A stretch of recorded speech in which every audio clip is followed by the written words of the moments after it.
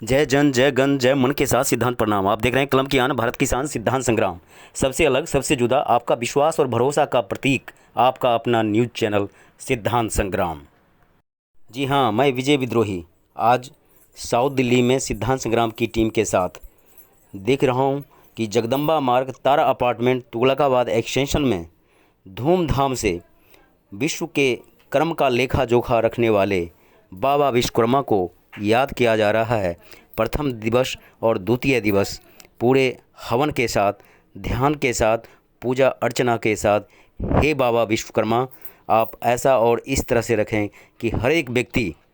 खुशहाल रहे, हर एक व्यक्ति के चेहरे पर मुस्कान रहे। एक मुस्कुराता हुआ भारत, एक बढ़ता और खुशहाल भारत की कामना के साथ प्रथम दिवस और द्वितीय दिवस में पूजा अर्चना किया गया। इस पूजा अर्चना के बीच सबसे आकर्षण का केंद्र रहा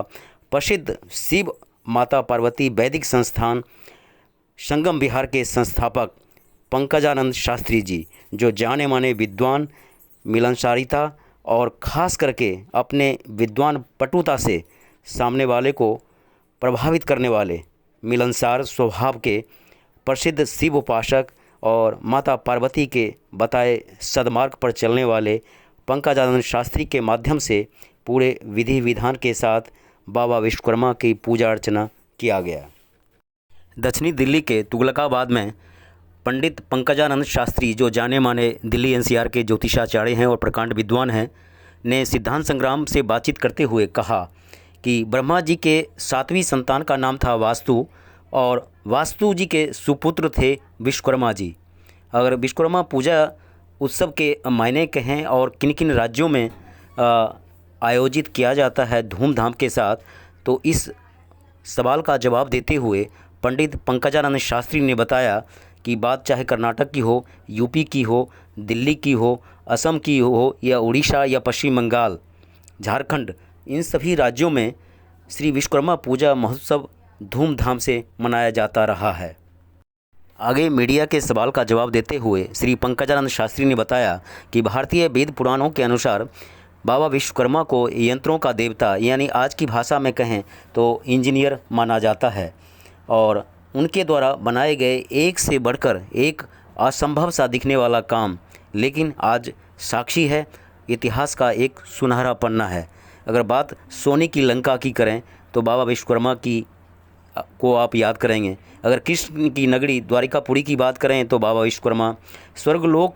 की अगर इंद्रपुरी की बात करें वहाँ भी बाबा विश्वकर्मा, हस्तिनापुर जो पांडवों की जो है राजधानी थी वहाँ भी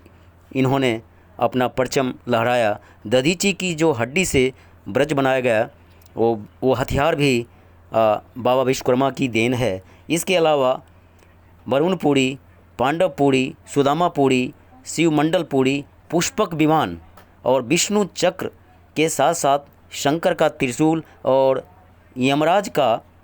कहीं न कहीं कालदंड, ये सब उनके इतिहास के सुनहरे पन्ने हैं बाबा विश्वकर्मा के, जो आज के नहीं वर्षों हजारों वर्ष पुराना हमारा सभ्यता, हमारी संस्कृति का अनमोल पन्ना है बाबा विश्वकर्मा।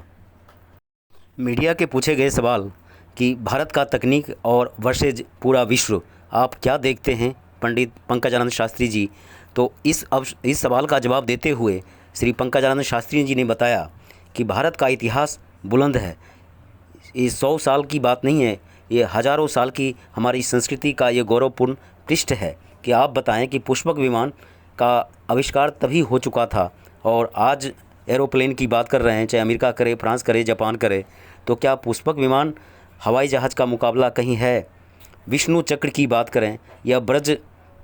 जो बनाया गया था दधीची की हड्डी से, तो हमारा इतिहास बुलंद है। हमारा इतिहास यह दिखलाता है कि बुनियाद बहुत मजबूत है, बस ज़रूरत है एक मजबूत और अखंड भारत के रक्षक और वो व्यक्ति जो अद्भुत क्षमता और अद्भुत जिजीविषा के साथ एक बढ़ता हुआ भारत, एक विकसित भारत और विश्व गुरु वाला भारत संकल्प के साथ बढ़ रहा है। फिर मिलते हैं किसी नए सिद्धांत के साथ।